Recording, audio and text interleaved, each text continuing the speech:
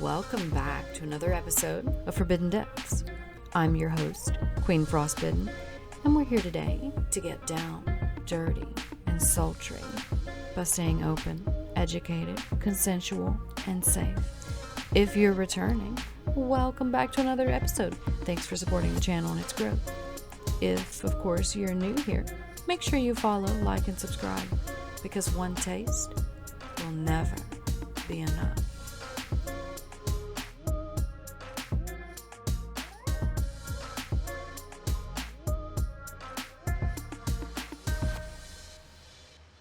By the way, my chair is so squeaky. Please let me know if it's too squeaky. Like, I can get another chair. Mine's worse than yours. I can't hear it at all. Oh, well, and I bought another chair to replace it. And I'm going to tell you, someone complained about my chair once. I was streaming on Chatterbait and someone's like, your chair's fucked up. You need to get a new one. And they tipped me like $50 because I have this part taped and it's like, here, get a chair. And I'm like, motherfucker, you can't buy a chair with $50 for one. And two, I have another chair, but this one is my favorite. Well, that was sweet that they were like, hey, I want to, because some people just like criticize what we do and what we have, but like don't want to help us like get new things to help our image. Yeah. So it's like, yeah, I totally understand that.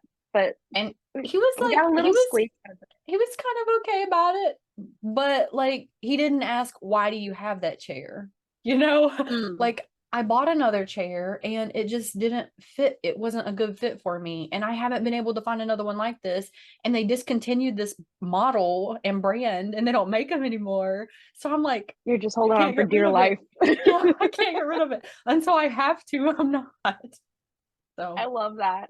Mine's just all about the aesthetics. Oh, it's cute. Oh my, it looks like a little shell. It's like a little seashell kind of thing. Yeah. I got it on OfferUp.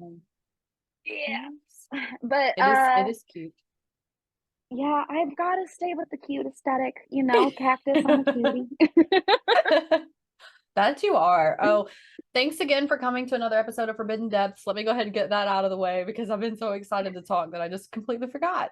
We're speaking with Kactus today. And let me tell you, I've been following Kactus on Twitter for a while now. Super, super amazing. You can go ahead and go follow over at K.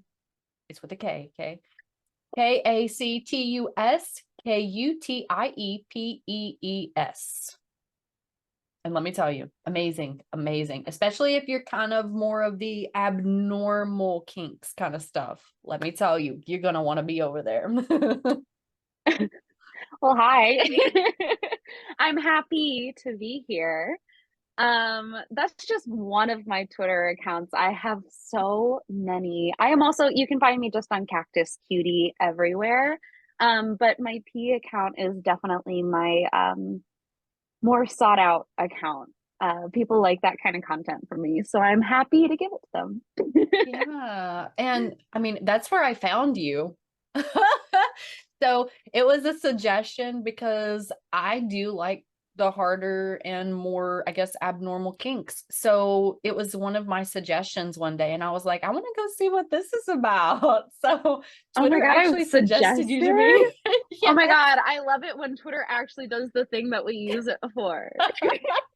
Yeah. Thanks, Twitter. Well, honestly, I found so many like amazing performers through social media. I mean, that's how I found pretty much everybody that I work with. Like, I'm part of the hairy community. I'm part of a P community, like the different kinks that I kind of cater to.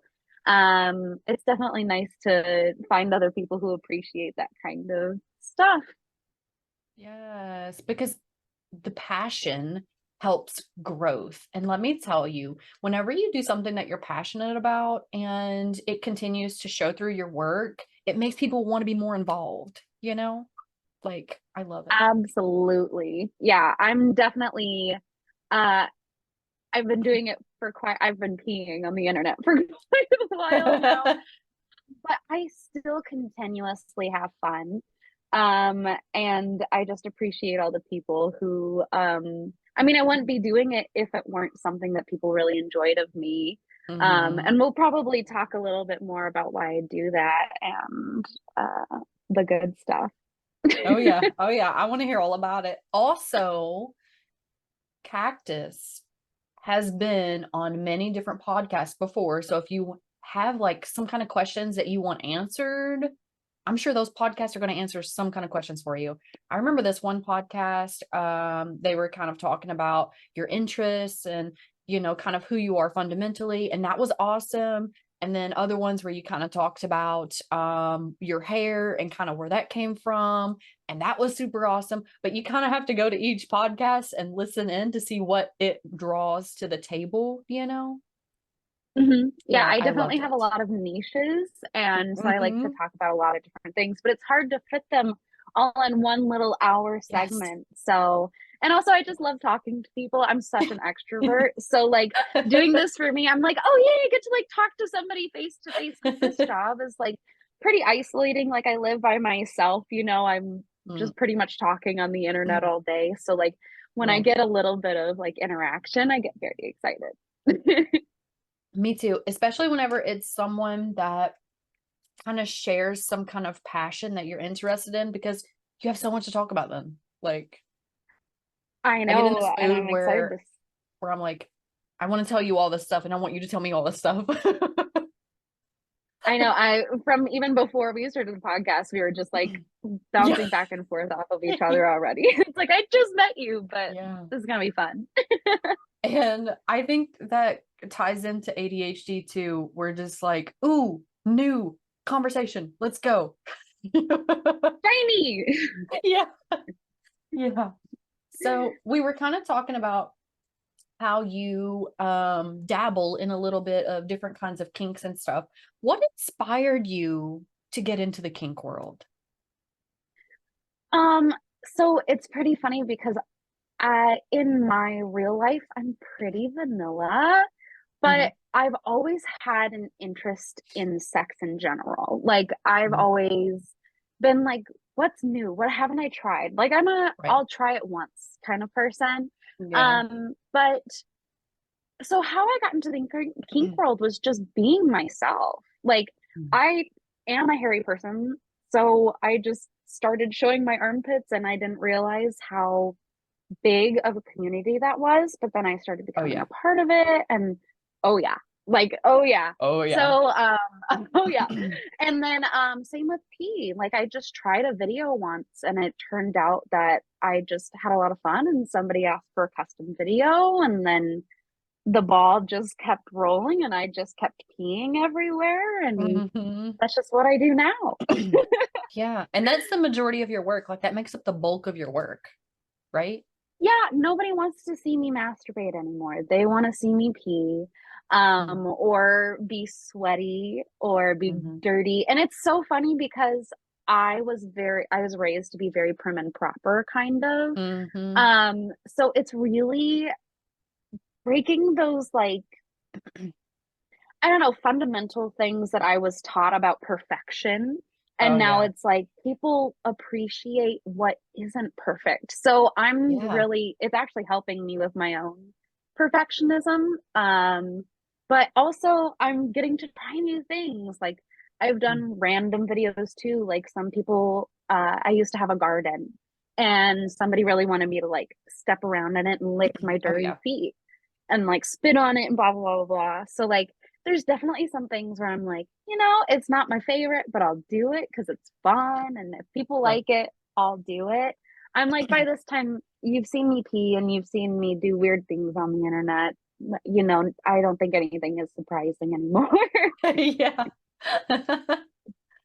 Well, like I feel like once you find something that you really, really enjoy and you run with it, you can always grow that into a bigger fan base. Just like with yours, you have a couple things that you focus on, but I mean, you can go back to other things like if somebody wants you to do foot content or somebody wants you to do, like some kind of worship or something. That's all cool, but you focus on those things, which is really, really important whenever you're coming into either the kink world or even if you're coming into like the vanilla porn star world. It's good to find a couple things and focus on those so that you Mhm. can make sure that you're targeting the audience and you're just not targeting everyone. Because if you're targeting everyone, then it's like you don't have that consistency with income. You know what I mean? Totally. And it's also like, you know, you follow your favorite TikToker because they do the same content. You follow Mm-hmm. your favorite porn star because they do the same content. Like, Mm-hmm. I'm just giving the people what they want to see. Yeah. I'm definitely like, I'd love to try some more things, and that's what custom videos are for, though. Oh Like, yeah. you know, I'll do my own stuff and whatever, but like, if you want to see something different, like, message me and like we'll make a deal. But Right. most of the stuff is usually like thinking about like, okay, what would they want to see? Or honestly, like my content is just, it's some of it is like preparation, but honestly, I love it because it's not a lot of preparation. It's just like, Mm-hmm. oh my God, I'm out and I have to pee. So I like, Mm-hmm. I'll tape myself. So I have a Snapchat, and that's where a lot of my content comes from. And then I'll make Right. like compilations of every month or whatever. But on there, like people love to hear about my desperation. So Mm-hmm. sometimes I'll be in like a Target parking lot or something like that and being like, oh my God, I've been running errands for so long. And say I get into like this porn voice. Oh my God. Oh my God. I've been I'm so, I really need to pee right now. And then I go in and pee, stuff like that. So I have a lot of things that like I think people like about it and that I can include into my content. Mhm. And it makes it spicy and fun, but it's also Yeah. based off of like my own experiences. Like I Right. legitimately had to pee at that Target Right. parking lot or Real life wherever. events, and that realness helps. And I am a hydrated hottie. Actually, this is a terrible looking. I've used this water bottle a lot. But I uh I have a feature account called Hydrated Hotties because I want to encourage people to drink more water. Not just because it makes you Yeah. pee more, but it's good for your health. But it's because I'm so hydrated, I pee all the time. I also have some medical disorders that created some of the issues that I have that actually makes it good for pee porn. So I have vaginismus. Mm-hmm.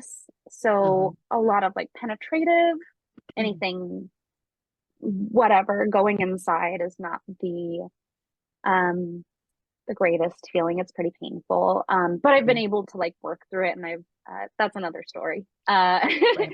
But because of that, like my vaginismus, it also makes my stream. I have like 2 to 3 different streams at a time, or I'll be able to like hold my pee for a long time because I have a strong pelvic floor, but Right. Right. like I'm really known for peeing for really long periods of time. So I can hold it, change positions, do another pee. So like I have like eight to That's 10 talent. to 12 minute pee videos. It's a lot Mm-hmm. of fun. Those are the ones that do more prep work, obviously. But if I could choose to do anything, I'd just do outdoor pee porn. I just love peeing outdoors. I Mm-hmm. genuinely enjoy that. I love just being outdoors. Nice, nice. And Yeah. that kind of that I got the vibes looking at your Twitter too. I've been following you on Twitter for a while, and you look like this earthy kind of I love the world kind of individual. And I was like, I think I could enjoy this person. Aside from just the kink stuff, I think I could genuinely enjoy this person. So the longer I've been following you, the more I've been loving it. I'm like, yeah. Thank you so much. And that encourages me because like I feel like I get so into just the creation of like content. Like I just gotta pee all the time. I've got to be in this like character. Hmm. But I think that's also why I like doing podcasts and stuff like that because it makes me feel like I can actually talk about like myself and Yeah. get to share a different side of myself because I am a very happy, positive person, but I don't Hmm. really talk about that as much as I'd like. So this year, that's my goal this year is to be more comedic and silly and be more safe for work. Hmm. Oh, okay. You know what Okay. I mean? Okay. So Yeah. that kind of leads me to my question about potential collaborations and stuff. So if you have some individual that you want to do collaborations with, like some kind of Mm. P customs or just a P collab altogether, like how do you go about that? How do you choose the person that you want to work with?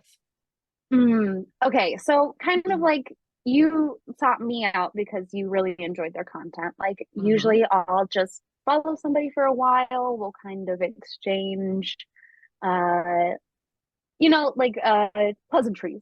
Like I Okay. really like your content, that kind of stuff. So then like just kind of how you meet people online in general. Mm-hmm. But I definitely have this sense of I want to be with other people who are one on the same websites as me, two Mm-hmm. make the same kind of content as me, and three Right. also kind of have like a similar way that you interact with the camera, Mm-hmm. because there's definitely people do it a lot different, Oh and yeah. I feel like there's definitely people who can riff on camera more, who are better at improv, who um really understand their own content and their audience, so that when you get to the collab, it's like, all right, so what do we want to film? Mm-hmm. We think about the audience. So I did a collab like a couple months ago with a performer, and we were like, okay, so what are your people like? What are my people like? So we just started listing kind of things. It's like, okay, Mm-hmm. how could we make those into a video and kind of Right. combine our audiences and make something that people would really want to see? So like I do a lot of wedding video, WETTING, not WEDDING. Like it's really confusing saying it out loud. But I do a lot of that with people. Like I am a person who doesn't do a lot of fluid swapping, which doesn't Mhm. require doing testing. So that kind of keeps my costs down and other creators' costs down. Right. So we just either like pee next to each other, or I have some compilations with friends, or who can pee the most kind of thing. Mhm. Or body hair, like body hair comparison, licking body hair, talking about our scents, that kind of thing. Mhm. So it's you feel the vibe, you feel like you're going to be on the same wavelength of how you're going to be able to put this out into the world. Like Right. um some people like to market their things very differently. So you Mm-hmm. kind of want to just make sure that those people are who you want to associate with as well. Like Yes. Long make term, sure because you this do is an some like, investment. yes, absolutely. I've had to do, like everybody's probably deleted some stuff, or just not really had very good experiences with other people, or some people turn out to be not so great in the community. So Yeah. I definitely think it's good to do some vetting. Ask some other people, have they worked with them? How was their experience? Maybe go through their Twitter feed, see if there's anything concerning. Right. Um, yeah, I don't want to work with a racist, stuff Yeah. like that. There is Yeah. that porn star yesterday who posted about not wanting to work with fat people, and that was a whole debacle. Oh, did you not? Oh, I'll send it to you. No, I Yeah. did not hear about that. Yeah. Like, that's something that I don't understand. Like, we have enough scrutiny outside of the community. How are you going to bring it within it? That's it's the hard thing, because as I think we have this obviously there's a stigma for sex workers in general and who we are as people, and it really sucks when people kind of confirm or validate that negative stigma that we have about us, because there are so many good things and good people in our community, but just like in every community, people are learning or Hmm. people aren't. Um, Yeah. and there's definitely some people hurt, but it's not like it doesn't happen everywhere, Right. and Oh, that also yeah. sucks to say, but we're humans. Yeah. Um, but yeah, collaborations can be very fun. Also bring contracts. Yes. Oh, my Yes. goodness. If That was you don't like, have any contracts, Sophie Ladder, an amazing trans performer, has a whole website of like Google Docs and like resources for sex workers of oh, like that's forms that you cool. can use I did and not. site restrictions. Let me write this down, actually. See, I have my I can also own. send it to you on Twitter too. Oh, you Okay. do? That's amazing. Yeah, I have my own that I use. I've been using it now for Well, I take that back. I've changed my documents now 3 times since I started working as a performer. Mhm. So, I have an updated version and I use it for my clients. I use it for my submissives. I have a different one that I use for each. I mean, shit, I even have an application that I use for potential mates, like if someone wants to date me. Because I mean, you can never be too careful for one.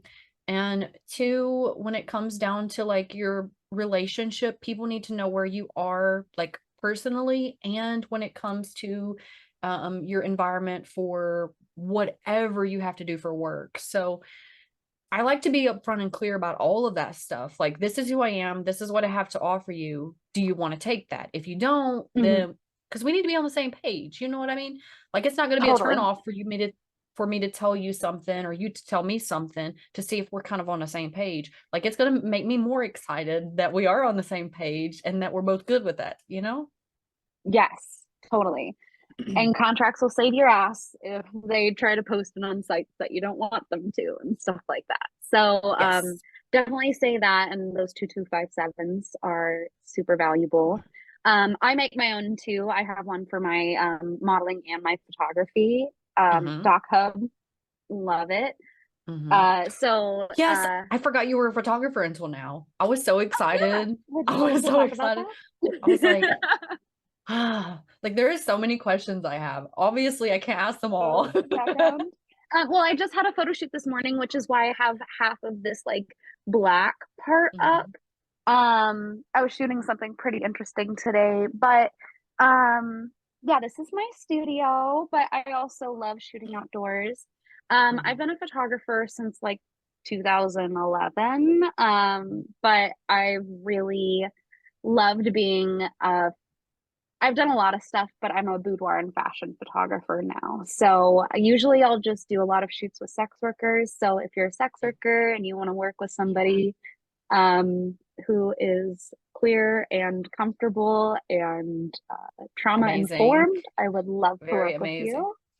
Yes, because that is hard to find, especially in the sex work industry. I feel like the industry is flooded with cis men behind photographer or cameras. And I do That's think that some of exactly them what are I very good and said. respectful, Yeah. but the majority is like dudes with cameras who just want to, like, the amount of predators, especially even in my local community, unfortunately, is uh, Yeah. It's bigger than bad. I would like it to be. Yeah. Yeah.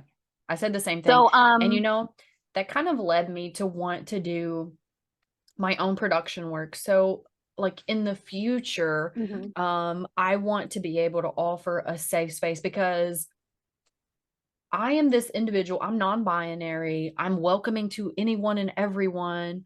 I'm super giving, even though like if people look at me online, they see like just my dominance. Sometimes that's scary to them. And I understand that. But overall, like I'm not this hardcore, like bust your balls kind of person. Like you got to pay me for that. You know, you got to pay me for that. True, So it's a privilege to be punished by me. yes, yes, 100%.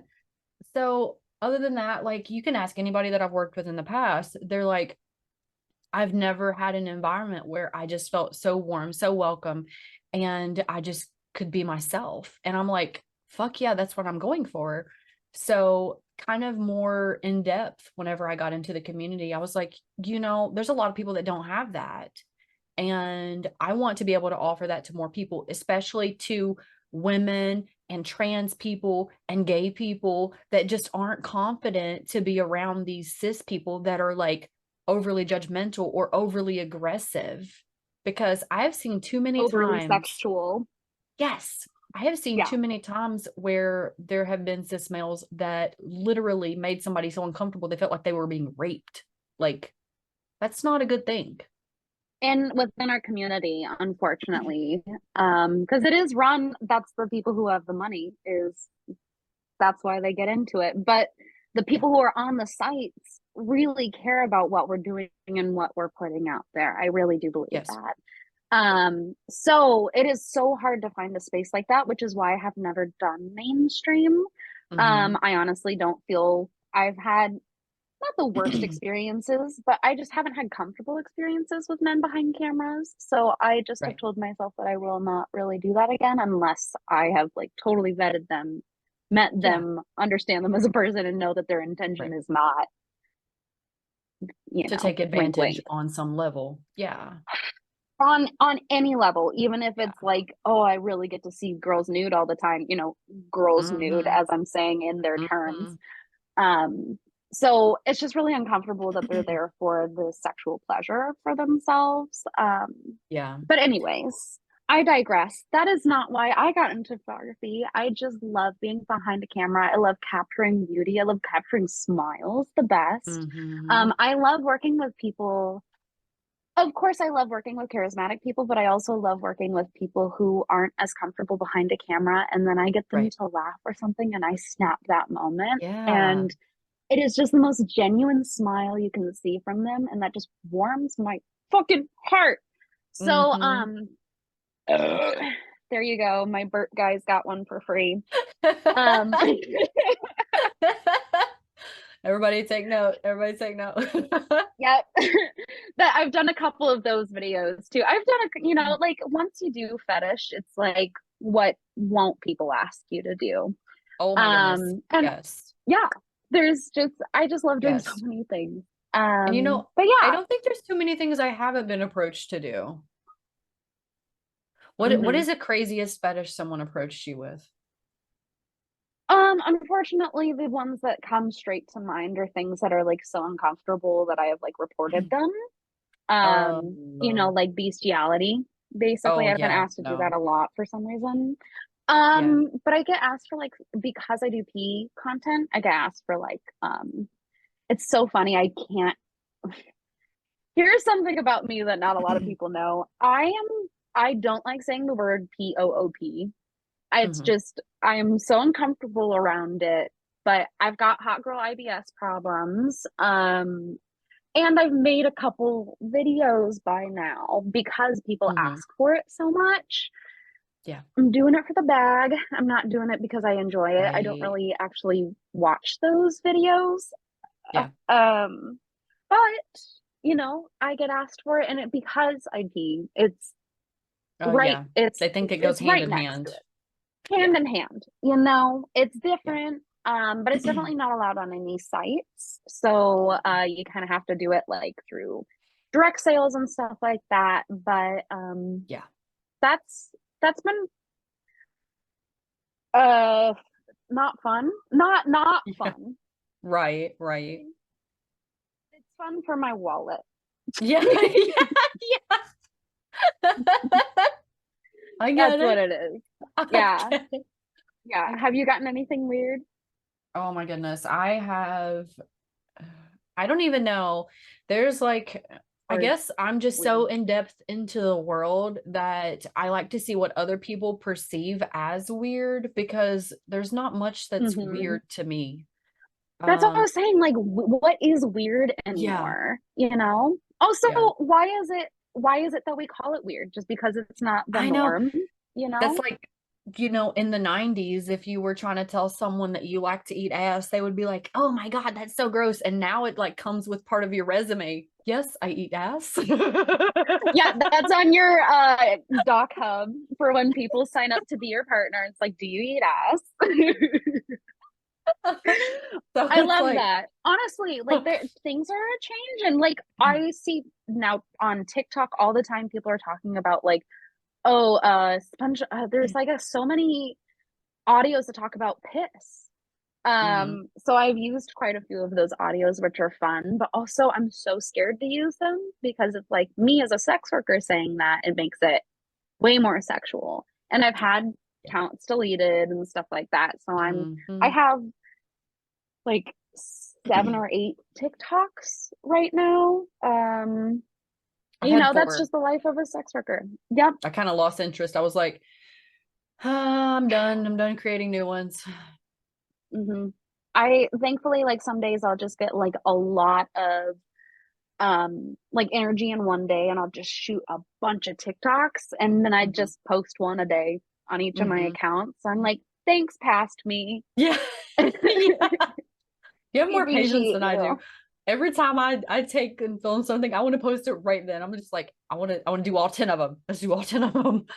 That's I so just funny because I hoard my content and there's still stuff that I still haven't posted because I want to, here's my perfectionism is I want to make it look good. I want to have it to have the right mm-hmm. watermark and stuff like that. Like, I'm like, I want to post it at the right time too. Like this, I did Valentine's Day content. I shot it in Mm-hmm. January when I was at XBiz LA. There was this really cool hotel that had some like red lighting. So I did this cute Mm-hmm. little V-Day shoot. So I planned it all ahead and then I like queued it for like the couple weeks up until Valentine's Day. And Yeah. honestly, I thought they were so freaking cute, but it's a slow season and people aren't. And also, engagement on Twitter is terrible right now. There's so Yeah. many things against sex workers right now that are making it a Yeah. little bad news bears, but we're trying and we're working and we're still making really cute content. So, Yes, 100%, 100%. yeah. So whenever you kind of got started into sex work, what strengths do you feel like you brought to the table that made you more successful in what you do? Look at no, just kidding. No, actually, it has nothing to do with my looks. I like how I look, but honestly, I love acting, and I thought I Mhm, was gonna have a career as an actress. And then I found sex work, and I was just so I joined in like 2016 on MFC. So I was doing camming for a little bit, and I would mhm, do themed shows like June, I did like a half Christmas show. So it was Christmas music in the middle of July, mhm. June or July and stuff like that. But it was just so hard to keep up, especially with fibromyalgia, Yeah, ADHD. Like I just cannot stay on a schedule and my body can't right. stay on a schedule or sit Yeah, like this, like yeah, the little cam person sit. yeah. So, I've been trying to use my personality in different ways, and I think that has it's honestly the way that I not only that I put my content out there is very welcoming and inviting because I'm a happy person, but I Mhm, also encourage other people to be happy too.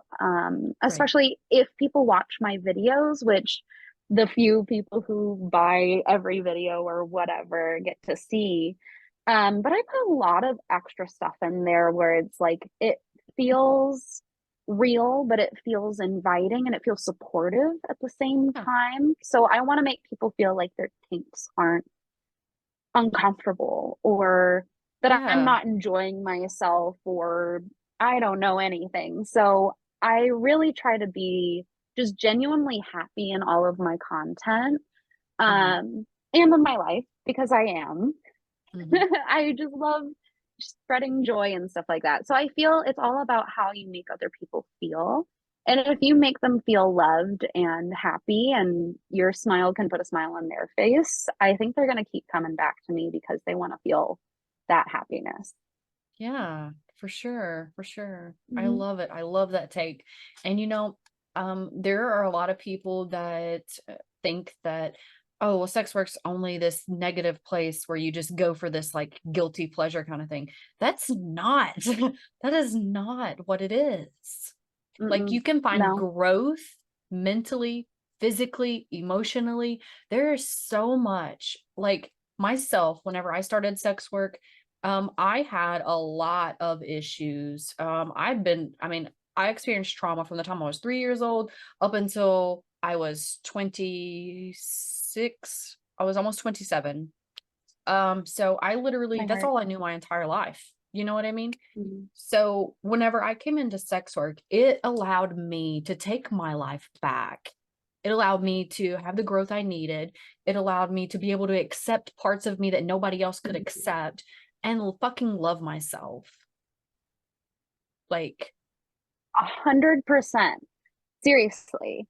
I'm with you on that. That's the reason that is not the reason I joined, but it's the reason I stayed. mhm, Um, and the community is so supportive, especially if you find the right people, of course. Like we yeah, were talking about earlier, not everybody is there, but there's a lot of people who are so supportive and just want to be helpful to each other. Like the most aid I've seen is sex workers helping sex workers. And it's just so sweet. It was a community, but like feeling, I'm so sorry you went through all that trauma. And I think, you know, people keep saying like, oh, you have daddy issues or whatever. Like there's that connotation that everybody is abused in sex work, and not everybody, but like, so the fuck what? So is that everybody's traumatized Right. pretty much? And also we're using this to be, well, not all of us, but a lot of us do use sex work, kink, relationships and stuff to be able to work out our traumas and to be able to understand them and to be able to like Yes. creep out of that little vagus nerve freaking out on us. Yeah. So I when I joined, I was really embarrassed about my armpit hair. I saw it because when I was doing a photo shoot of somebody, they had armpit hair, and I was like, you can do that and like own it and like be cool with yourself. I was like, holy shit, I think I'm gonna try that. So I did, but I kind of like hid it everywhere I went out. I'd always wear shirts and stuff like that. But like as soon as I started, like, and I felt really uncomfortable about my bush too. Like all partners would say, like, I really like you trimmed, or I like you shaved, or I like this and Right. this and that. But like being able to grow a full bush sometimes just on my own is like so liberating. And then also wanting to trim it off myself is also liberating. Like it's my Yeah. own body. Right. People love me more when I'm hairy than when I'm trimmed, which is so interesting. Like people lose followers when they trim their armpit hair or their bushes and stuff like that. It's like, you Yeah. know, your favorite porn star stops doing squirt content, but we can grow it back. You know what I mean? Right. Right. It's not like And you took a part of your body off or something. oh no, I don't have hair on here anymore. It can't grow back. No, this grows back every like couple weeks. So, but I definitely felt so much more confident in my body. And even when I've been going through like weight struggles, not a lot of people comment on it, or if they do, it's not really negative. They say, yeah, I've Right. noticed it, but like that doesn't bother me at all. I'm here for the Yeah. content that you make, not judging you on your body or Which whatever. is So it's fucking like awesome. Yes. I think it's amazing that there's people out there. So like honestly, it's giving me hope for the world that there's people like this. Some of my followers, like yes, I am queer. I mostly lean towards men, but I have a very specific type of people that I really get along with in partnerships. But it's having these type of fans makes me feel a lot more confident outside of my comfort zone to be like, Right. okay, so I can trust a person who kind of looks like this, or I can trust a person who's kind of into these things, you know, like Yeah. that's my past trauma with men. So it's been helping me also state my boundaries as well. Like if I don't appreciate something, I don't care if you're my fan, whatever, like Right. bye, I don't need your money. If you're gonna Yeah. be keeping, you know, being an asshole, like fuck off. Yeah. I So don't it's a need your great way for $2.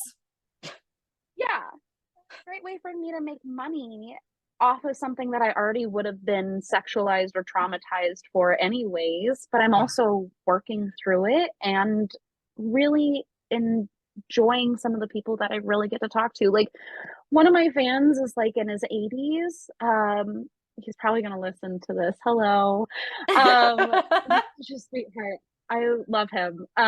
But he messages me good morning every single morning, and just that is the highlight of my fucking day. Like just those people who are there for not just sexualizing you, but there because they Yeah. just want the company and want to talk to somebody Yeah. who's just a good person. Like that's actually why I'm in it, really. Yeah. I like being sexual, but I don't like being sexualized as much. Mhm. So I get to pick and choose my favorites, which is kind of fun, but they also pick and choose me, which is very Right. sweet. Yeah, there's some good ones out there. Yeah, I completely agree. I have, well, aside from like my pets, I have two people that consistently have been there for years. Just been like, "Hey, how's your morning? Hope you're doing good."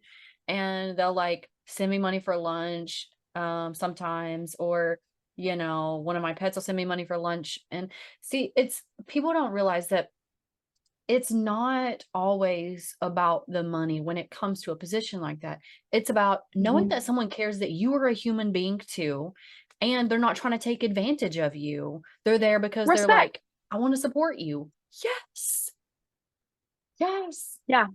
Yeah. And that's an amazing, amazing experience. And I mean, I'm going to say there are more people out there that are good when it comes to the community than those that want to take advantage of you. But you're going to have people that want to take advantage of you and everything, even like a corporate job. Listen, I've worked corporate jobs. There are people that try to take advantage of me so much, and people that got upset because of my success. They didn't want me taking their job. Like there's negative everywhere you go, but it's a matter of taking something that you love, turning it into a passion, and just, it doesn't feel like work anymore. I absolutely get it. Yeah. There's those people who make you really want to continue doing it every day too. Yes. And that means the fucking world.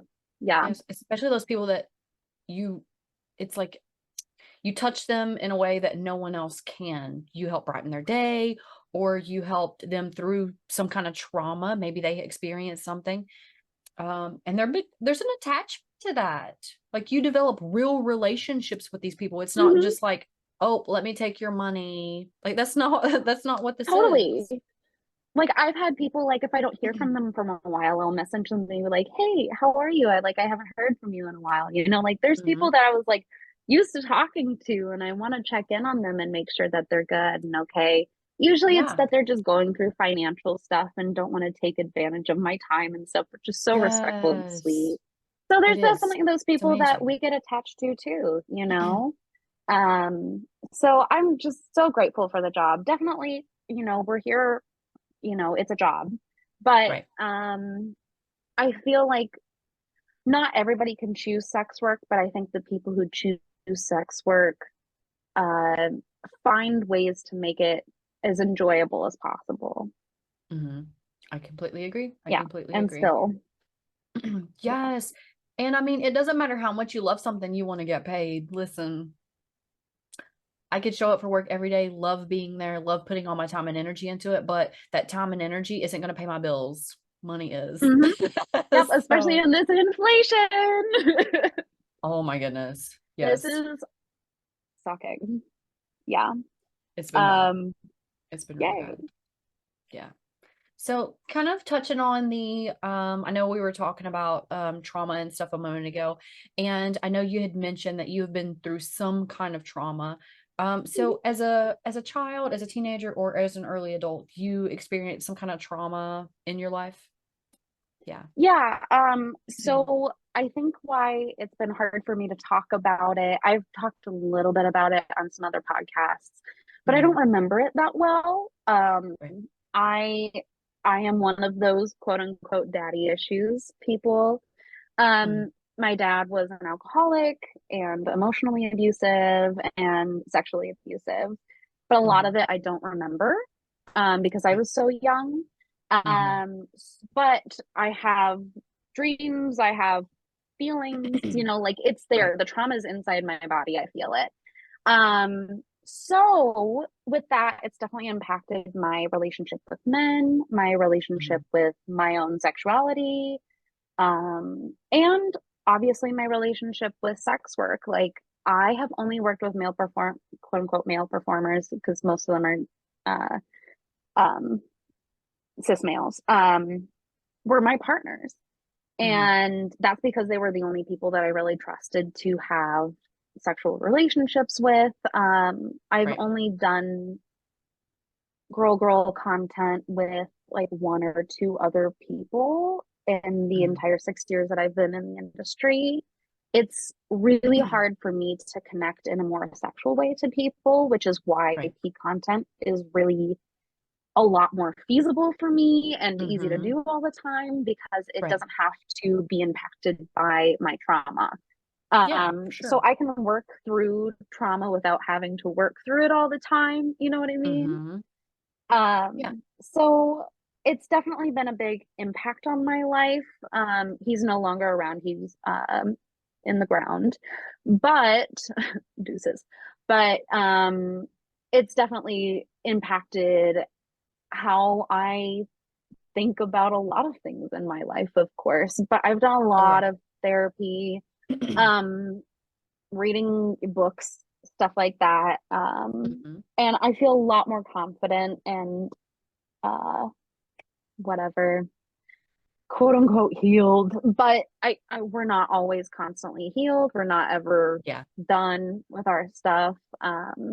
And I Right. will never be done. But it's definitely still making me, especially hearing about things and like in the porn industry, like especially mainstream, a lot of male performers just don't have a really good reputation.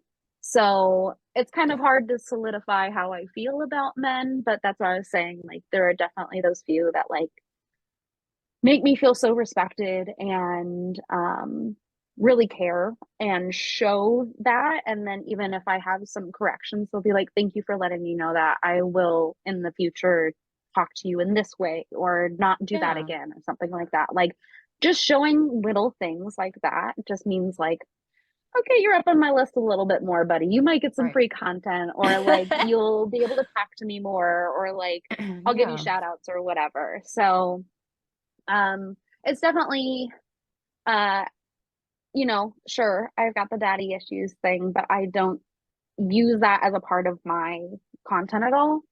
Right. I don't even like using the word daddy. I'm not a sub Mhm. dom kind of person. Mhm. Like I said, I'm so vanilla. But I think it's because of that, because I didn't like that powerful relationship that I felt with Mhm. a bigger dude. So Right. yeah. Certainly. Yeah. That reminds me of so whenever I was younger, I experienced quite a bit of trauma from different people. It wasn't like one person that abused me. I ended up getting the short end of the stick in several situations. But one that was I guess kind of impactful and a reason I kind of avoid certain content is I was molested and raped by one of my cousins. So when everybody does all this um step bro, step sister kind of stuff, I'm like, I have no interest in that. And people be contacting me and they're like, can you do a custom for me like this? And I'm like, no, I can't. And they're like, it's not that hard. And I'm like, well, it's not that it's hard. It's the fact that I have stuff that you don't know about that impacts my decision. Like, I'm not comfortable doing some kind of stepbrother, stepsister shit because I had family members that were extremely close to me that were cousins that were like siblings that ended up breaking that trust. They were older than me and they ended up breaking that trust. And I ended up raped and traumatized by the whole situation. Like, no, I'm not gonna pretend to be your sister or brother. And I'm not okay with that. Like, I don't have an issue whenever it comes to the like mommy daddy role. I don't have an issue with that, but I wasn't traumatized by them. It was, by somebody that was close to me like a sibling. So, I actually was talking to another performer a while back, and she loves stepbrother, stepsister stuff. And I'm like, it's not triggering for me for you to do it. I don't have an issue with that. I have an issue with people that like try to force me to do it whenever they don't accept no. And they're like, well, just this one time. No, like that no means no. It doesn't mean try harder. It means fucking no. Well, those are the people that you don't want to sell your content to anyways. If they're just going to keep pushing you for something, they should just go find it from somebody else. Exactly. But yeah, I can completely empathize with that for sure. Like, there's definitely those levels of like, yeah, I don't think I'd ever want to do that because it's hit so close to home, but like there's Yeah. things adjacent to it. Or I have friends who do a lot of that content too, and I'm like, Hmm. you go for it. You Yeah, have let me your belt. refer If you that to this works for you, person. Yeah. exactly. Like, I love it when people, honestly, I love when fans ask me like, "Hey, do you have any referrals of other people who do P content or other people who do Dom or whatever?" I'm like, Yeah. "Yes, please. I would love to share my friends with you because obviously I don't do that, but I'd love to share the wealth. Yes, Um 100%. yeah. So but yeah, that has definitely made me not do, I've tried to dabble in some of those things, but I just wasn't super comfortable. And Mhm. I've just kept it to what I'm doing now. And I don't really do like role play situations. Like people just Mhm. like me because I'm me. And Yeah. There goes my mic. Can you hear me? Yes, I can hear you. Mm, You can't hear me hold though, on. can you?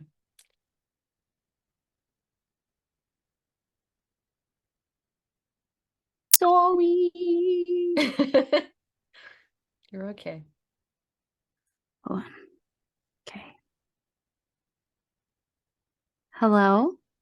Yes, can you hear me now? Yes. Yes. Is it does it sound Awesome. okay? Yep, you sound great. Okay, good. Okay, okay. Cool. Sorry, I was trying to make these charge for as long as possible. I lost the case until right up until I found you. So, but yeah, that was actually kind of perfect because I think we ended at a question. So what else do you want to get to know about me? Everything. I want okay. So let's kind of, I know that you were talking about how you really, really enjoyed your work and that you have been um kind of getting into the kink world for a while now. So whenever you originally started, whenever you got into sex work, did you start like in the vanilla world or did you start out in the kink world? I definitely I mean, MFC is pretty vanilla, I feel. And even then, like I've been doing most of it as like a personality. I feel like um I was just having fun on Yeah. cam, and then I tried to translate that into clips that I was making and stuff like that. So I was just trying everything when I first started out, but not too kinky. I feel like it was very like I masturbate here or I do Yeah. this, and some of your stuff would catch on and stuff. And I think that's why I went into peas, because that was just the thing people really latched on to the most. Yeah. But yeah, I'm pretty vanilla. I love a good makeout sesh. I Mhm. love intimacy. I love romance. I am such a lover. But I'm also single. Just Okay. kidding. I mean, not really, but but I haven't been in a relationship for a while, which why it means I haven't been making boy girl content as often. Mhm. So like that also, like being in a relationship really changes what kind of content I create Right. too. Because then when I have a partner, people are like, oh my God, what can we do with this? How can Mhm. we, but then when those relationships last, usually I don't end up keeping the content up. So I don't have any boy girl content except for the threesome I did last year with Sunflower Queen and her partner Remy Sins, which is, we did some pretty cool videos, but that's all I have. So the rest of it is pretty vanilla or just me being myself, honestly. Like Mhm. I just love being silly. Some of my concepts, I mean, look at my setup right now. I'm so visual. That is what I like to provide, is I like to provide visually pleasing, colorful content. And it's still amateur. You know what I Yeah. mean? Yeah, I don't even use my camera I just use my phone for everything. But yeah, stuff is pretty vanilla. It's still kind of vanilla, but more of it is like, now when I do like strip teases, I'll also include like, oh, I smell bad. Yeah. Stuff like that. Like in between me still kind of, I've been creating the same kind of content, but I think I'm just now incorporating more concepts into it, Right. and like really thinking in the mind of who was watching and thinking about my certain, like there's certain people who, like I burped earlier, like I know certain people in my head who would be interested in that kind of content. Like you Right. want to think like, how can I make my audience happy with everything I do? Right. Yeah. Certainly. Yeah. So that leads me to my next question, Miss Single. Are you are you mono or Available. poly? Oh, so I have dabbled with polyam. In one of my relationships, we did have like a girlfriend. I've been able to date girls sometimes outside. The last couple relationships I was in wasn't really like that. Sometimes I feel more monogamous, and sometimes I was polyam when I was in a committed relationship, and I have tried dating couples. I've tried dating different genders, but God, I hate that I keep going back to cisgendered men. Ugh, but it does it for me, apparently. I like penis and chest hair. Damn It sucks. But I mean, it sucks. But I also do have, so I feel like I'm pretty monogamous until I get into a committed relationship and we've done everything, and then I'm like, all right, let's explore outside of it. Because I'm still, I do too much in my life, and adding another person is just like, I tried to date 2 guys at a time last year, and I ended up calling one of them the wrong name, and I was like, never again. I'm not, that was the most embarrassing moment in my life. Can't do that again. So I've been keeping it just kind of like one-on-one now, and I'm getting on the apps tomorrow again. Okay.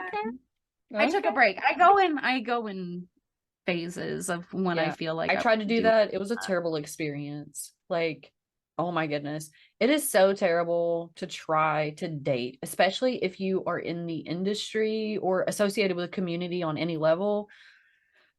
Or femme presenting. Oh, yes. Oh my goodness. So I always have people that are just like, always, are you down to fuck? No, I'm here for a committed relationship. That's what I'm here for.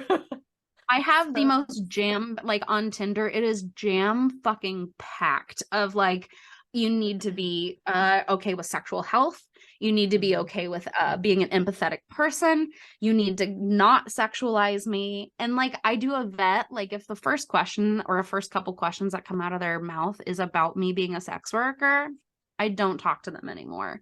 If they bring it up after like I bring it up, great. Thanks for the respect. I really appreciate that, you know? But God, the amount of swiping and stupid messages you have to go through. We need our own app, damn it. We need to make our own app. We do, but then I feel like it would be infiltrated. You know, it's hard. It's hard to do stuff for just us. Because privacy and all the stuff, and then people just want to be on it just to fuck, you know. I want like to fuck people a porn get star. OnlyFans. Exactly. Like I get so many DMs from people with like 3 followers. Yeah, being like, I just joined OnlyFans. I'd love to have somebody to fuck with. And I'm like, gross. Do you see any of that content on my page? Like, and also 3 followers and no photo. Cool. Yeah, I'm gonna fuck oh my random goodness. person. Yeah. Oh, that's the best part. They're like, I have an OnlyFans too. You want to work together? Let's collab. Like, you got 5 followers. You are in a non-account. No. You just want to fuck for free. Okay. I'm good. Okay. I'm good. I would like a committed relationship and somebody who respects me. Thank you. Yeah. Yes. And the ridiculous thing is, I think the majority of the vanilla world, all these civvy people, don't understand that the majority of people in sex work do have some kind of partner. Porn stars, they're married. Who would have thought? One of my friends just came out as a MILF after being a MILF forever, but was worried that it would like tarnish her reputation. And it hasn't at all, which is beautiful and lovely. But like the things that we have to go to like navigate our own audiences and make sure that they still like us and whatever. But we also have to be ourselves, you know, there's fuckable moms. You never know that they are in a relationship or married, whatever. I don't know. Yeah. Fuck yeah. And I guess it's one of those situations where I want to be told that I'm fucking hot, not that I'm hot for a mom of 3. Like, just say I'm fucking hot. You know? Stop giving the backhanded compliment. I'm tired of it. Stop it. I don't want to see my friends be compared good for their age, good for their Yes. size, whatever. They're just good. If you don't have Yes. anything nice to say, then don't fucking say it. The amount of vomit emojis that I get when I have my armpits out, oh my God. Or the lawnmower emoji or like a razor emoji. It's like, do you think I've never considered this? Do you think I'm like Right. just, oh my God, I didn't know that people didn't like it. Let me do everything that society tells me to do. I'm clearly just I do didn't this know and that like was there. It just kind of no. popped up. Oh, Yeah, like the thousands of followers I have, they just have never noticed it, and you're the first one to notice it. Yeah. Wow. You're so special. That's like pick me attitude from our followers. Or they're not even followers, obviously, but Yeah. They just go to shit on people. And like, stop being negative, especially if you're in the community. Be inclusive, be positive, and promote other people. Because listen, I'm here to tell you, I'm here to help fix people's crowns, not fucking rip it off their head. I want people to be empowered. Like, that's the whole reason I started this fucking podcast. I want people to know that there is a good side to us. There is a positive side. And yeah, maybe some of us have been through some shit, but you know what? Everybody's been through some kind of shit. It's just a matter of we don't care to show it. 100%. And we're just like showing it in a different way too. Like everybody's being exploited, but like we're just being exploited, quote unquote, And we're being getting paid for exploited it. in a different way. Yeah, by making our own time and schedules and bodily autonomy. Oh no. But yeah, there's definitely been some stigma. Like my relationship with my mom has changed a lot throughout because I told her a while ago that I was a sex worker and it's taken her, we still don't really talk about it. And I've tried to bring up little tiny things to make it seem, like this industry is good and there's good people. Less and overstimulating. I'm not, when I was getting into boudoir photography, like she thought I was exploiting the models. And I'm like, these models are getting paid for people to see these photos. Like, but things have been changing. And I think it's just because for years and years and years, people have this connotation of porn is bad. Porn is like all these people being abused and they don't have, it's just people who need money or whatever. It's like, it never has been, and it still is not that way, at least for the majority of all people. Right. But it's just when people are set in their ways, they just don't want to listen. And it really takes people to listen to things like this podcast and sex workers and the people who are going through it to tell you what we're actually experiencing instead of just some, like you were talking about earlier, like, hearing it from the perspective of people who are not sex workers. It's like, what do they have to say about our experience? Because they don't what kind of validity do that have? Like, if I recently, say I'm an alcoholic and I recently stopped drinking, I don't want to talk to somebody that had never drank anything and don't know the struggles that I'm going through. I want to talk to somebody that's been there. I want to talk to somebody that can relate to me, that can empathize and be like, it's going to be okay. Not just because they think I'll be okay, but because they've been there and they know that I'll be okay. 100%. Yeah. Sex workers have been through some shit. And we're also some of the most uplifting people too. And I think we're here for each other. We're here for the community. And, getting outside of the sex work community and talking about these issues is a little bit hard, but there's so many people doing amazing things to be able to quote unquote normalize sex work and destigmatize it and make it so that you and me and friends don't have to beat around the bush when we talk to people or feel uncomfortable about who we are or like hide whenever we're filming. Like, that's so fucking dumb that you can't just, oh, so what do you do for work? Oh, well, I'm a dominatrix. Or, oh, well, I'm some kind of kink model. I'm this, I'm that. Like, you shouldn't have to hide who you are, because I actually seen it was a meme on Facebook earlier today, and it said that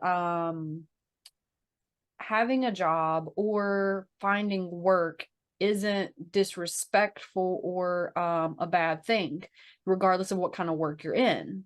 The only thing that is disgraceful is kind of whenever you don't want to work at all. Like this environment, this environment creates the ability for people that do have some kind of medical disorder. Like if you can't work a regular 9 to 5 because maybe you got some kind of disorder going on and you're tired and you just can't function like a regular schedule. I know the past almost 4-ish years, I've been battling with autoimmune disorder. It's completely new to me. And there are some days where I'm just so tired, I want to sleep all day. Like I can't move. I'm just like, I feel like I haven't slept in a month and my body just will not do anything. And there are plenty of people out there. I follow quite a few people on Twitter that are disabled and work in the industry, but they work when they can because it accommodates their health. You know, they create their own schedule. It's a healthy thing. It's the most empowered that they have ever been. And sex work gave them that ability. Absolutely. I am definitely one of those people too. I have fibromyalgia. So I cannot, and I have got, like I said, hot girl IBS problems. So going into the office all the time, I don't want to be uncomfortable. But also like I have fibromyalgia, and also now I'm dealing with a little bit of long COVID. And so now I can only function for like a couple hours a day where I have a lot of energy, and the rest of it, I'm tired as hell. So this job has been so accommodating to me to be able to, like, I couldn't stay cam models. That's a different story. That's a hustle. I could never understand, like, all the praise, but or people who are like consistent with a lot of things. Like I work in chunks. So like I work on this, I work on this, I work on this. Right. But I make sure things are queued up. I make sure things are happy in place and my fans are happy. But I just, my brain just doesn't work that way. So like having this, it makes me still be able to be creative, but also to be able to work on my own schedule, which I would not give up for the world. Now that I have it, I don't want it. I don't want to take it back. Yeah. I will do anything to keep doing this. Yeah. And not have to clock in. The anxiety I already get. I am always late to everything. So just I care about this work, and I show up for myself every day, and I show up for my fans as much as I can. Right. I can be on the toilet. I could be peeing. I could be, in the shower and getting work done, or I could be like relaxing on the couch, taking, with a heat pad or whatever, taking care of my health if I can't move for the day. So, super, super grateful, and super grateful for the fans who understand that and respect that and want to help you on those days too. Like, shout out, thank you.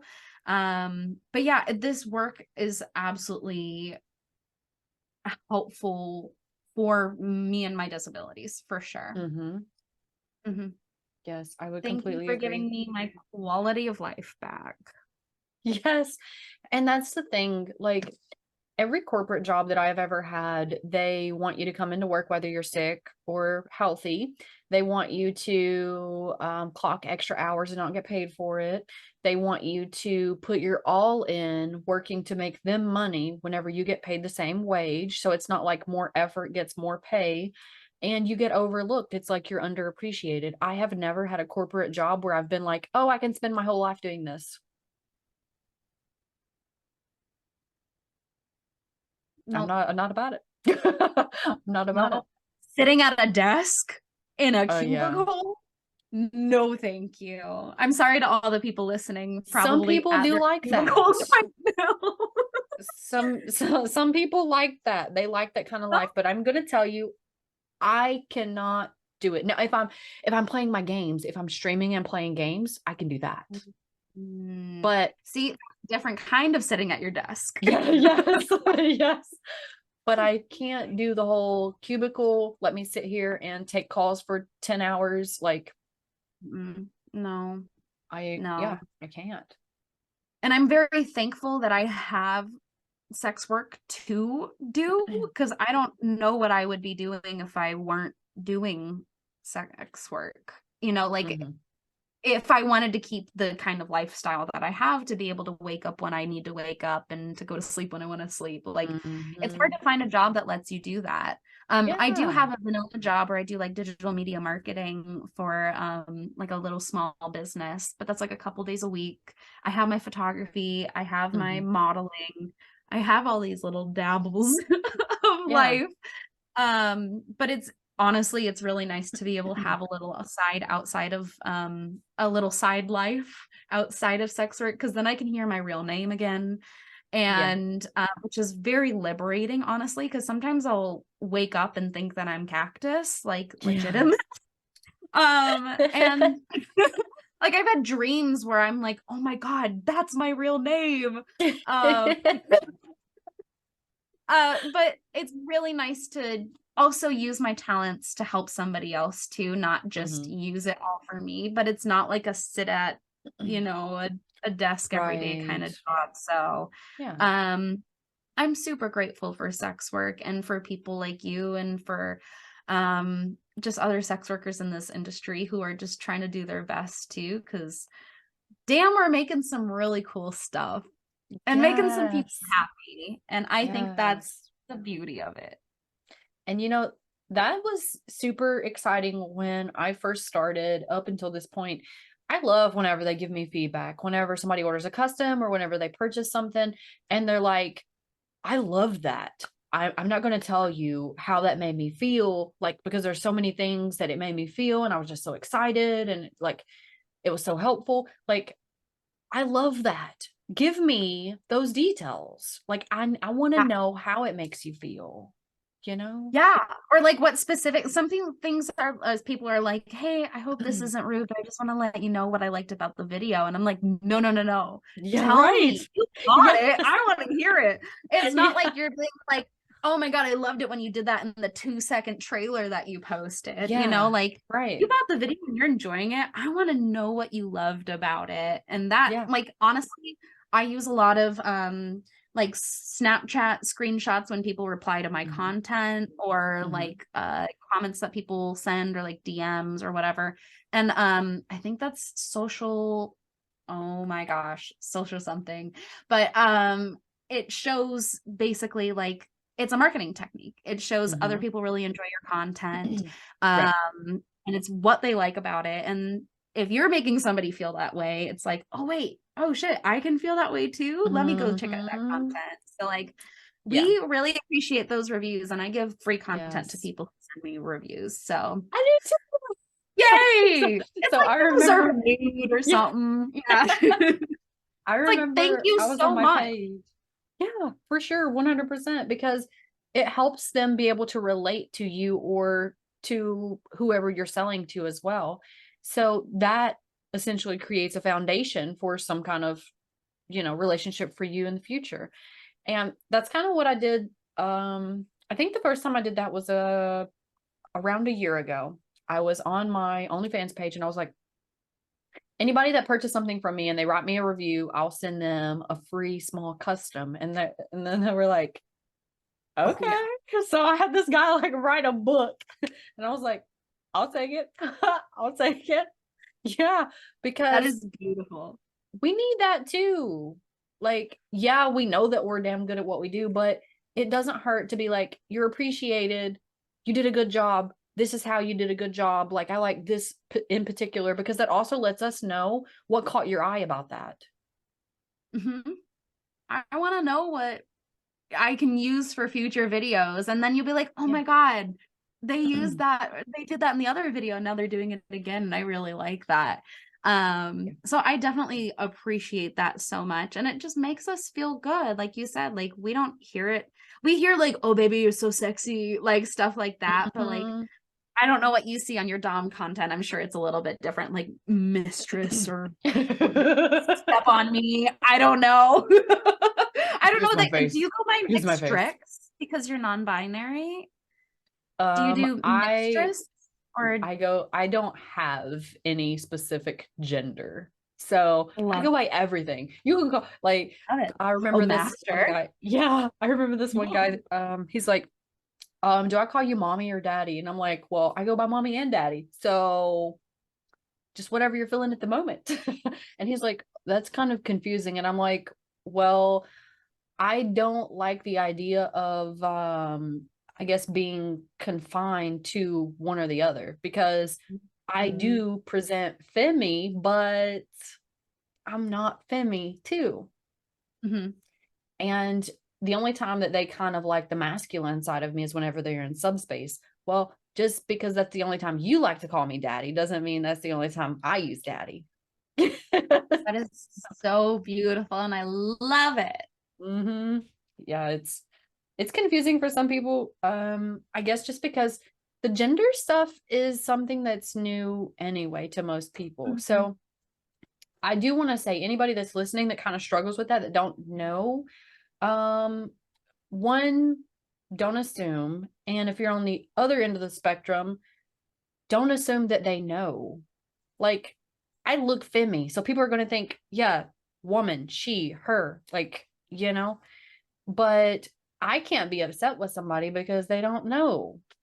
Like, what society standards, taught everybody that if somebody looks like a woman, then it's a woman. Mm-hmm. So I feel like there just needs to be a lot of education on both ends, like more understanding on both, because I've seen some crazy people that like attack people because they're like, don't call me her. And it's like, you didn't tell me that. I even got attacked once and I'm non-binary. I'm like, it was in your bio. So I thought I was allowed to use it. Mm-hmm. I don't understand. I think there's a lack of communication, loss in translation, but it all goes back to everybody just needs to be, I guess, more open-minded and educated for both ends of the spectrum, Empathetic, Yes. just assume that somebody isn't totally, I mean, like, we all have quote unquote identities, but Mm-hmm. those are just parts of us as well. That's not our Yes. entire person. So there's always 100%. stuff going on beneath us, So Mm-hmm. it's definitely a world that we have been raised in to think certain things, and our brains are Yeah. very binary too. So I think it's Mm-hmm. the unlearning that might take a while, but I love that it's happening. Like, it's Yes. just, as long as my friends are happy and they want me to call them something, like, I'm gonna respect that. Like, that's just the Yeah. bottom line. It Like, doesn't it's have one of anything those to do with things. whatever. It's like, if you change your name, fine. I'll call you by a different name. Whatever. Exactly. That's all Exactly. it is. And that's what I was explaining to somebody. Was like, well, I've called this person like trans. If somebody becomes trans at some point in their life, like, they always kind of feel something inside of them, but they don't know what it is. So I've seen people like approach them and be like, well, you were this, but now halfway through your life you decide to be this. Well, maybe they didn't know all of their self. They knew that they were different. They know that they didn't feel right, but they didn't know what it was. That's how I was. So I was attracted to females first. Women were just gorgeous to me. I had my first crush on a woman well, it was a girl. I had my first crush on a girl whenever I was in 4th grade. And at the time I didn't know that's what it was, because I was always told, I'm from Kentucky. Okay, this is the Bible Belt. Women don't date women. So I just knew that I really liked this person, that I was basically like almost obsessed with them, that I wanted to spend all my time with them. The person ended up being my best friend, and I didn't realize what the attraction was until later. And it's one of those things that I didn't know back then that I was pansexual. I just knew that I was different. I knew that I didn't feel the same way that I was told I was supposed to feel. Like, yeah, I was attracted to males too, but they just didn't do it for me as much, but it's one of those things, it's inside you. You can't articulate it, Mm-hmm.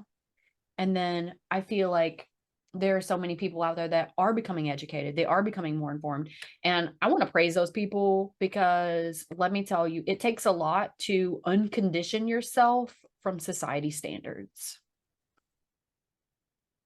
100 we have so many fucking standards too.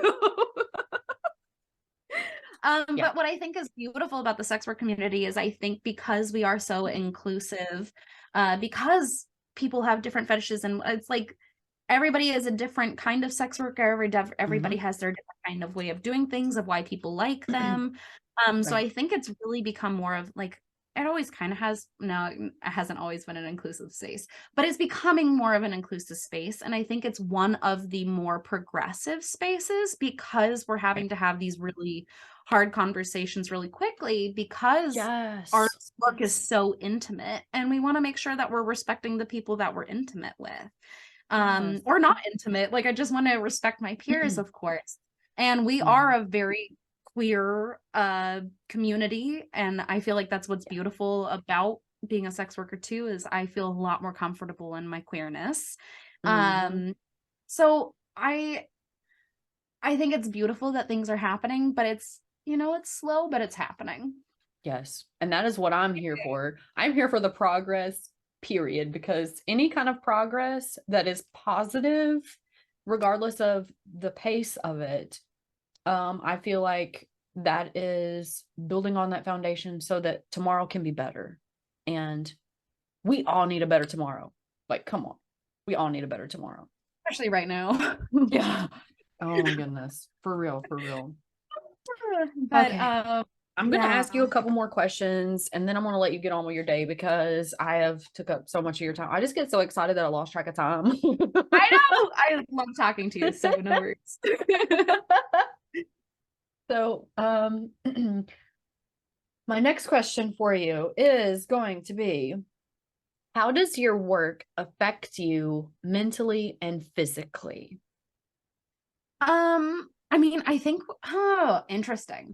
Because we've talked about how my life is physical and how it goes into sex work, but not how sex work makes me.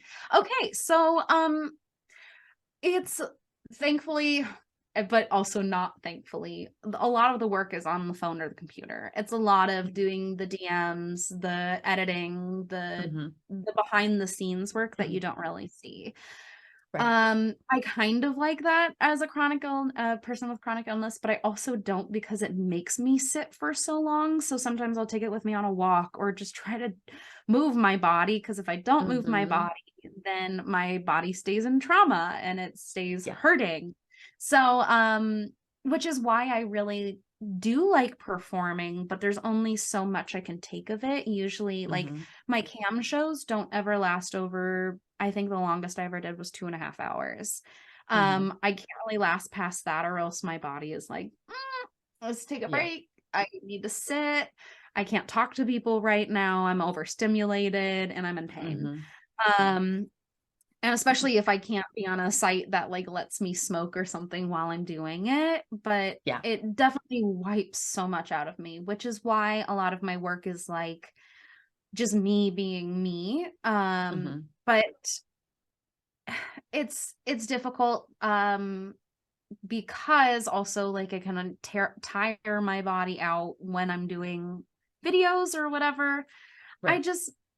It's all about navigating how I feel in my body than what have you have chronic illness, so you probably know the spoon theory. It's how many spoons you got. And have you never heard it? I don't know. It's okay.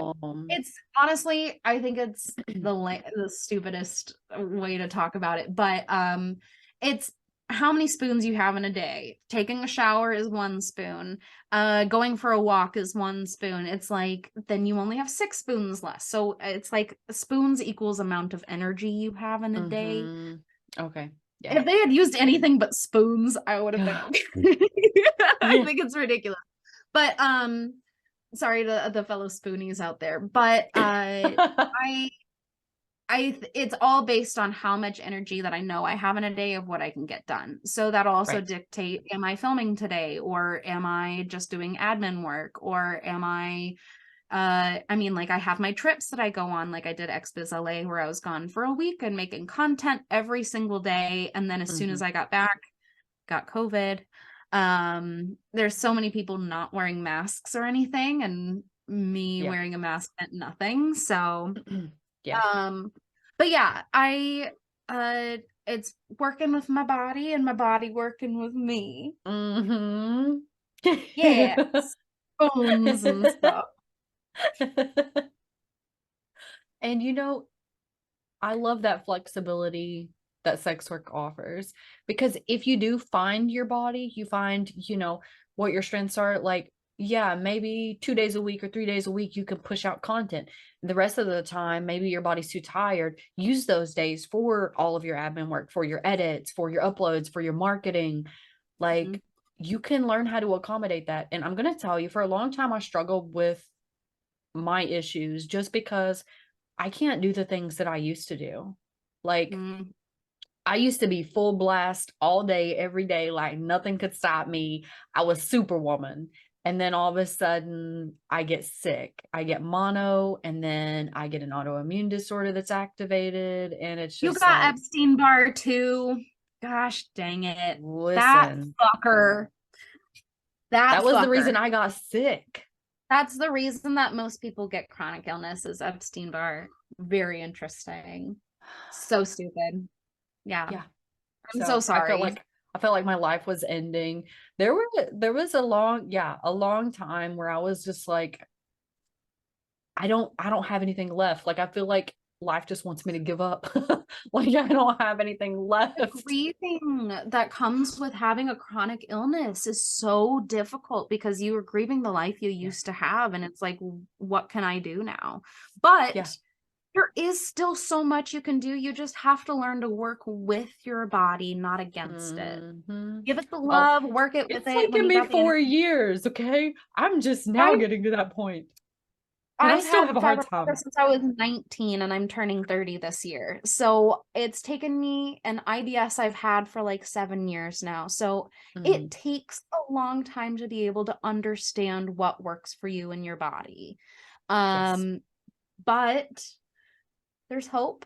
There is. Just keep trying. We're here for you. And there's so many support digging groups away. too. There's so many disabled sex workers. We're all here for each other. Things happen. People 100%. get sick. 100%. And that's part of life. Like, you don't have to hide it. Like, that is part of life.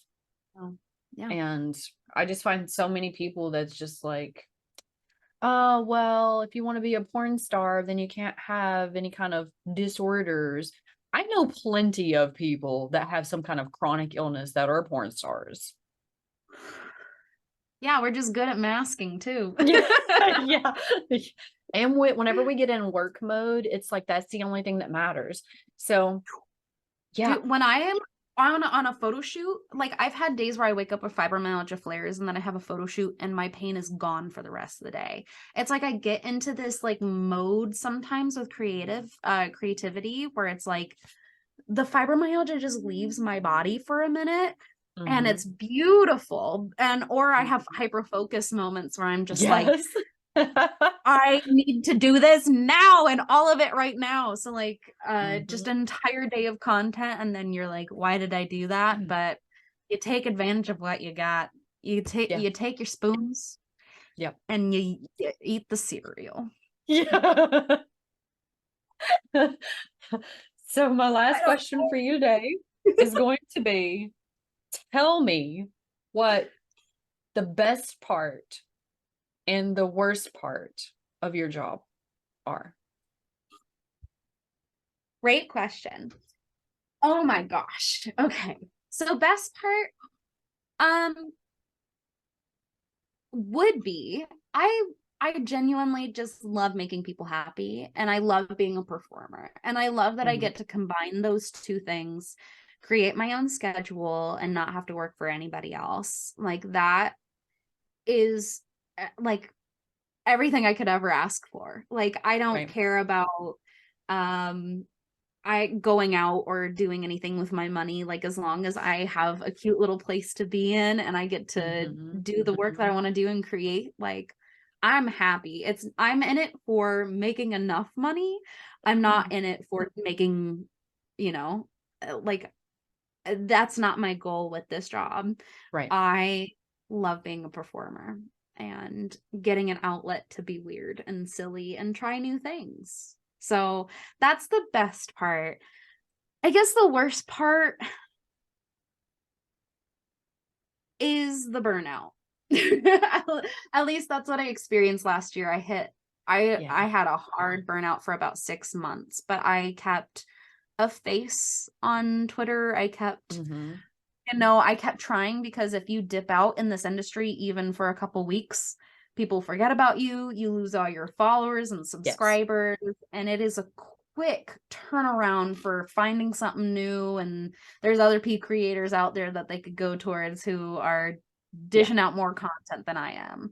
So I think that's a scary part. And also, I would say the censorship. I am struggling, and I think a lot of us are right now, of how much we're being censored online. Instagram, TikTok, Twitter, every single thing. Like, we're having conversations within our communities, and I think that people are just seeing like, oh, Instagram's just changing to video and like all these different things, but they're not really seeing how incredibly impactful it has been on, like, if somebody loses their account, they're losing their income. So I just lost my 35,000 follower Instagram that I've had since I started modeling in 2016. I lost a TikTok recently, and like, sure, I lost the content, but I lost the people who were there to see me consistently. And now they, not a lot of them are going to be like, oh, Cactus, where has she been? Unless they were like continuously, like 35,000 people aren't going to go find me again, So it's the rebuilding after losing your OnlyFans. It's the rebuilding after losing TikToks. It's the rebuilding. It's exhausting. It's so fucking exhausting. And that causes a lot of stress and burnout. And then we don't want to do anything because everything we do just gets taken down. So it's like poisonous. It feels poisonous almost. And it's like, you do all of this effort. Yeah. You do all this effort, put in all this time, getting all this work. You build up your clientele, and then someone rips the book out of your hand. Yep. All that work for what? Yeah. And then, so, that's definitely the worst part, I would say, which is trickle down from the laws and all this stuff impacting us. But I feel like right now, and especially in the last like year or two, we've been seeing it so much more, and it's been really hard for people to continue in this industry, having 8 TikToks but in Instagrams. It's because we know that we're going to lose some of them. Yep. And one of the most ridiculous things is, in the terms of service for most of them, you're not allowed to have more than one account. Well, how about you stop fucking with our accounts, and then we won't have to have multiple. Yeah. Just don't say backup on any of yours. Don't say alt account or whatever. Just make it a new account. Don't. There's so many rules. And it's thankfully there's like groups and stuff, and support groups and Telegram groups and Twitter groups of people who can talk and ask questions. Because that's the only way we really learn these things, is through word of mouth and from other people. Like, there's nobody from else our community. Because nobody else is gonna fucking come talk to us about it. No, we are our own messengers. So but thankfully we have those communities and support groups, because I know that things happen and people are willing to help pick you up when things get bad. So and I'm just thankful for things like this podcast, and other podcasts and other people talking about sex work from our perspective, because it really does help shed more of a positive light and normality. Yes, 100%. Oh, before we get off, I need you to tell everyone about your podcast. Oh, Yeah, quickly. So I was a co-host on Candy Girl Podcast, which is now called Candy Girl Network. You can find us everywhere, but I do have a podcast link if you want to find it on my allmylinks.com/Kactus Kutie. There's a whole Spotify playlist of all the ones that I was on. I joined them probably about a year and a half or 2 years after they started. They were non-sex workers, but they were people who just really wanted to use their abilities. They knew about podcasts, they knew about tech. They just wanted to uplift sex workers' voices, so they would just interview sex workers. But I kind of came in as that like sex worker voice to be able to kind of have more in-depth conversations. But also just I loved being a part of it and getting to know new people and helping other people share their stories too. So if anybody's interested, go check them out. We haven't recorded for about 2 years, but maybe I might pick it up again and start my own podcast this year. We may see, we may not. But oh, my cat just sneezed. But, would you like to see my cat? Yes. Hey, girl. This is Rebecca Black. Hi, cutie. She loves being a part of my photo shoots and stuff. She was sitting underneath the person today while I was shooting. Hi, you're such a good girl. All right, there we go. I'm a cat person. My other cat's name is Bernie Sanders, and he's in the other room. He's That's a good name. That's a good name. Friend / son. Okay. Yeah, that was weird. Anyways, I've never said that before. You think you're riffing and being funny, and then something comes out, and you're like, "Well, shouldn't have said that." But here we are, and I did, and I apologize. But I love cats. That's the main message. that's the message. That's the point. Throughout this entire podcast, if you listen to anything and if you got to this point, I love cats. That's all you need to know.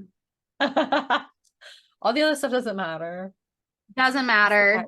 Honestly, just delete it. Send her cat pictures.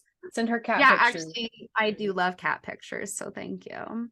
And I love when people love my cat pictures. So. But thank you so much for having me on. This was a lovely conversation.